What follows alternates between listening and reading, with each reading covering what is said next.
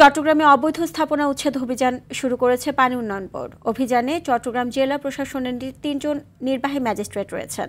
সহায়তা করছে আইনশৃঙ্খলা রক্ষাকারী বাহিনী। সাগরিকা বেড়িবাঁধ ও বন্দর লিংক সড়কের পাশে উচ্ছেদ অভিযানে গুড়িয়ে দেওয়া হয় অবৈধ স্থাপনা। পানি উন্নয়ন বোর্ড চট্টগ্রাম বিভাগ ১ এর নির্বাহী প্রকৌশলী শওকত ইবনে শহীদ বলেন, দীর্ঘদিন ধরে দখলে থাকা এসব জমি থেকে স্থাপনা উচ্ছেদের অভিযান চলছে। স্থাপনা উচ্ছেদের মাধ্যমে দখলদারদের হাত থেকে দখলমুক্ত করে জমিতে পিলার ও কাঁটাতার দিয়ে সংরক্ষণ করে বনায়ন করা হবে।